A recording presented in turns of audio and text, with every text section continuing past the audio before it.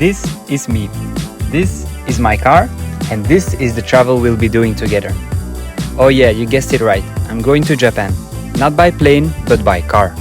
This is the Peugeot 107, which was part of the joint B0 project from Peugeot, Citroën and Toyota. The project was a commercial success with over 2.2 million sold cars worldwide. Will this little French warrior car that has over 230,000 kilometers and no maintenance for the past 2 years be able to make it all the way to Japan? Let's go figure that out together. But first things first, I'm gonna clean the car and take out all the things I've been collecting over the years. Oh, always nice to find some money you forgot about. It's like a gift from me to me.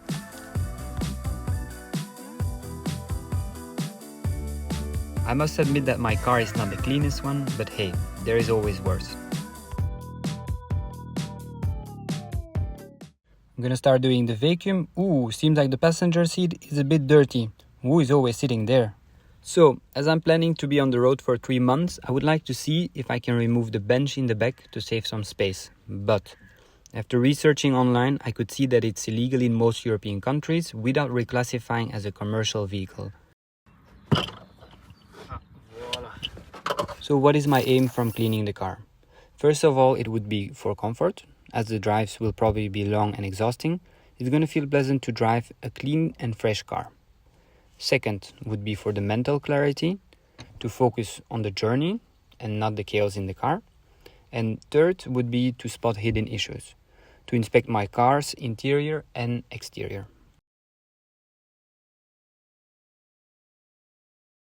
I'm editing the video after 1 week into the road trip, and I must confess that nothing of the mentioned is still respected, after maybe 4 hours into the trip. But I feel very glad to know that the good intention was there. Not for long, but it was there. And this little Spinderella is still by my side too.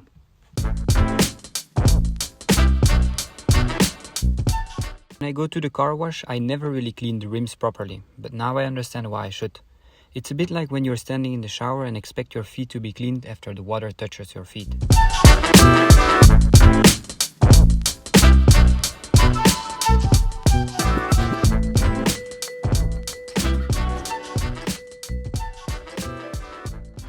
I know, you will say, why are you using a watering can while just earlier you were using a water hose? Chill. The water hose didn't have that reach, and it's the first time that I'm washing my car here. So why didn't you go to the car wash then? Because listen, I'm from a small village where everybody knows everybody. Imagine me at the car wash, the splatter and the sponge, aka the splashing sponge, with some filming gear and making videos cleaning my car. I can assure you that 5 minutes later, my mom will call me and say that Marlene and Patrick called her and asked her if I was making some videos for TikTok. Alright, so the car is clean from the outside. Now what I just have to do is go in like the places where I couldn't go with the vacuum. So I bought something online for maybe 50 euro cents. And I never used it, but I've seen some videos about it and should be working. So I'm gonna try it.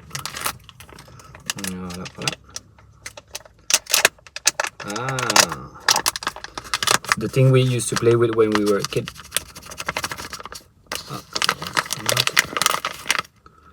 Ooh. Oh my god, slippery. Alright, let's test it. Whoop. 5 minutes later. Of course this had to happen. Just set in the gel.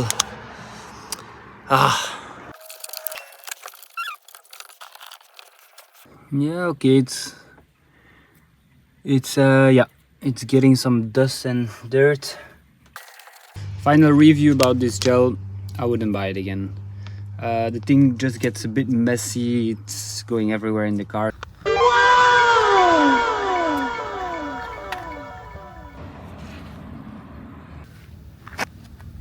Alright, we just have to take care of a few technical things. The doors, they make a bit of noise when you open them. So I'm just gonna put something on it so it's stopping from making some noise. Hopefully. Yeah.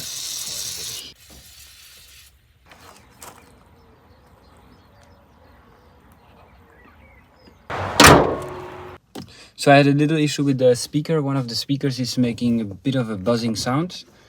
So I'm just gonna take the thing off and then I'm gonna fix it a little bit.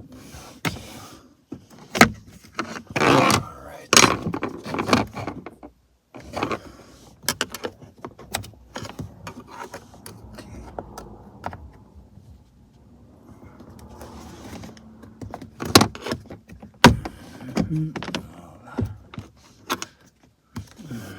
test it.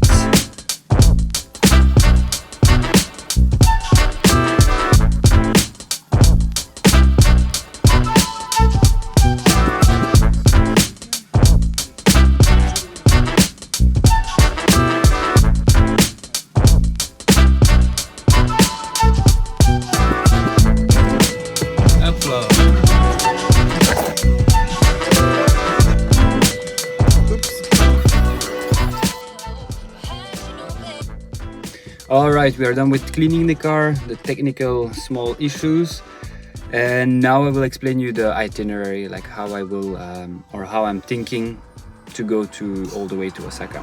I searched on maps how to drive from Brussels to Osaka, and this is the shortest route. This map could be a bit overwhelming, so let's start the itinerary in Belgium. My first stop would be Maastricht, then drive to Metz, to eventually arrive somewhere here where I will have my first challenge, the Marathon of Sint-Wendel. As you can see, it says approximately 14,000 kilometers and 2 hours driving non-stop. Don't worry, this trip is not about getting as fast as possible in Japan.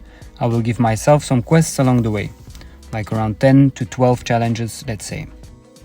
And then there is something I didn't think about. With the ongoing conflict in Ukraine, it will not be possible to cross the border into Russia from Estonia, Latvia, nor Lithuania. So I had to find another route.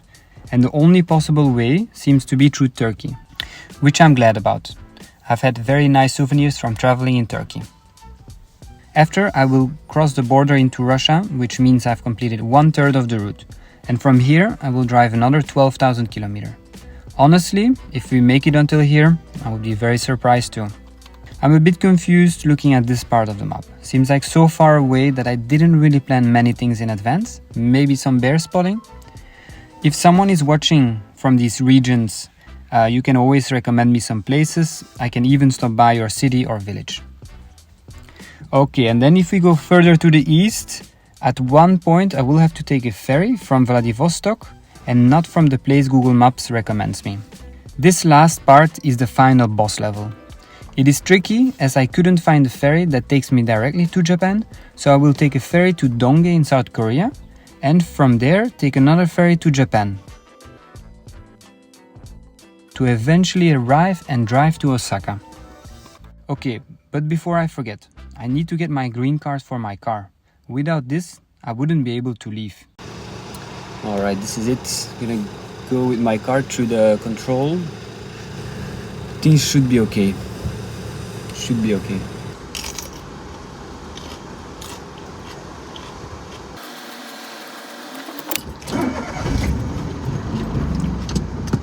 Okay, my turn.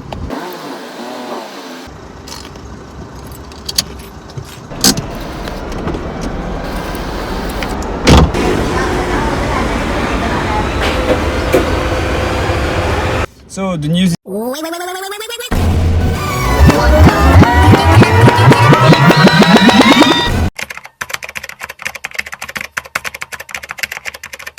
I'm joking, you don't have to wait until next episode. Got a red card, I have to come back. It is for that we will figure out later. But guys, let's get one thing straight. This series isn't gonna be about cherry blossoms, sushi, or those picture-perfect sunsets everyone posts. Nah, this is gonna be about a guy, a microcar, and 18,000 kilometers of chaos.